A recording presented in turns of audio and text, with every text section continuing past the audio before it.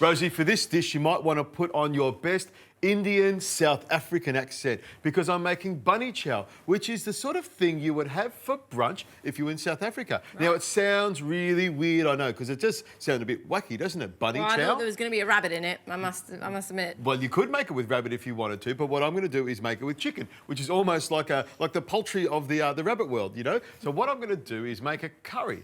And the curry is going to be put inside this loaf of bread. Curry what we for do breakfast. is we cut it in Lovely. half, we take the inside out and we put the curry into it. And that's what we have for breakfast. It's gorgeous. Now, what I'm going to do is I've got my pan on here, I'm going to start sautéing off some vegetables. What I'm going to get you to do, Rosie, yes. I've got some spices here. Some gorgeous spices. Some turmeric, some coriander, some cumin, some garam masala, some chili powder and some black pepper. What I'm going to do is mix it in with the chicken here. My favourites. I'm going to get you to mix it together with plenty of salt and pepper. So if you can grab some salt from over there, and I'll add some extra pepper over here from, well, we're going to call this the lighthouse now. There we go. The lighthouse. Pop that over there.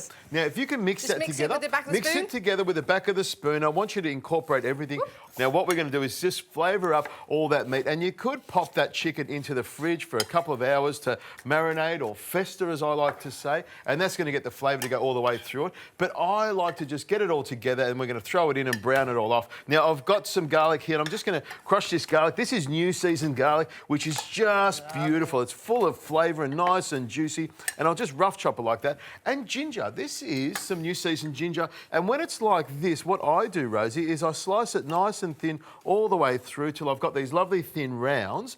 And then I just lie them down on the side there and slice them through again like this. So you get these little strips or little julienne, we call it, and they'll be nice and crunchy. When you get a bite of it, it's lovely, isn't it? Yeah, they'll have a lovely, lovely flavour to it and they will soften up. It won't be like that fibrous, crusty ginger you get that's hiding behind the vegetable compartment right at the back there that goes really dry. So I've got some bay leaves and some kaffir lime leaves, and I want you to show you both of them. You've really got a lot of superfoods in here.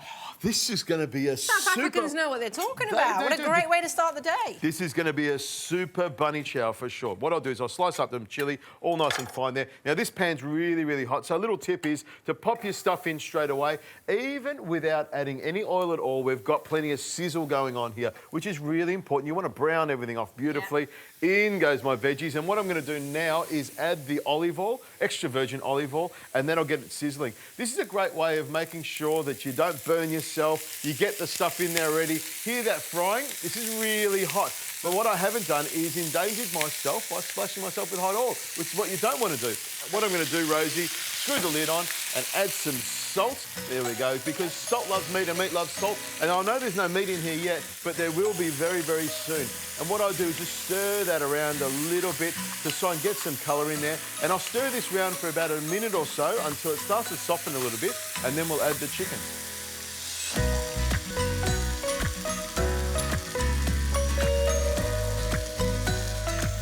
So, Rosie, you can see the veggies have softened a little bit. We've got some lovely flavour in there, but we haven't got the curry flavour in there yet. So what I'm going to do is add a little bit of this rendang paste. I love rendang. We've got a lot of flavour in here already, but to add a little bit more flavour, this is going to be the thing. And a good couple of tablespoons in there, which is probably about half a jar, and I'll hand that to you. And the trick with the curry paste is to just break it up a little bit. You want to fry the curry paste in some oil so it really lets the flavour go. I can already smell it. You can, can't you? Wow, yeah, lovely. Now, at this stage here, you could pop your tofu in here or, you know, whatever else you wanted to. And broccoli or whatever else. Cauliflower, you can make a nice cauliflower curry. But no, I'm just going to bring it back from there. There we go. We're not going. We're going to add our chicken. Chicken's going to go in there because this is going to be our chicken bunny chow. In it goes into the pan here. And what I'm going to do is sweat down or brown off my chicken with the curry paste and all those spices. And this is the beautiful part. You can actually smell all these spices coming together. It will be a strong, powerful chicken curry, but nice and mild with the addition of some coconut milk. I think that's going to smooth it all down. It's one of those things, if you've got too much chilli in there, you could always add a little bit of coconut cream or some milk, and then it helps to soften it. So what I do is just stir that around a couple of times, just like that, and I'll grab these potatoes as well, pop them in, and over there I've got some stock.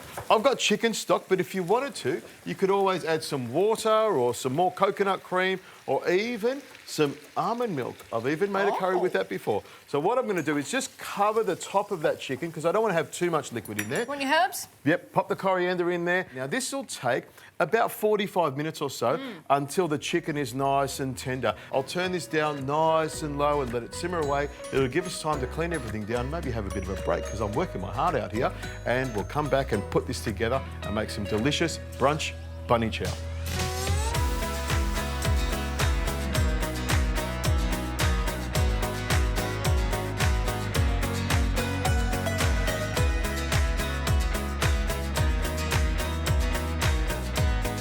Rosie, you can smell this curry. It's come together beautifully, hasn't it? Yeah, it really has. I've also got a little salsa here with some cucumber, some spring onion, some chilli in it, a little bit of lime and some extra virgin olive oil, and of course seasoned with salt and pepper. Lovely. And you've stirred that around beautifully.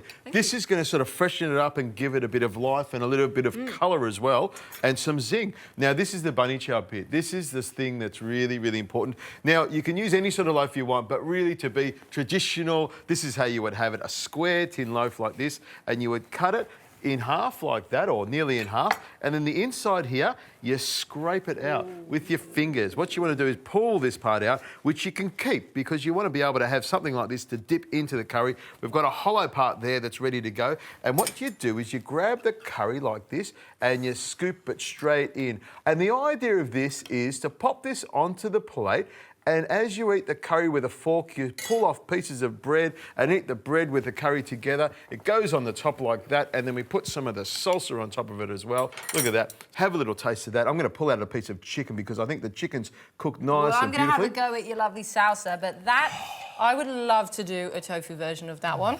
I really would. It's a great brunch. I think we've done some great dishes. Your fluffy pancakes, they were a lot better than I thought. In fact, they were very delicious.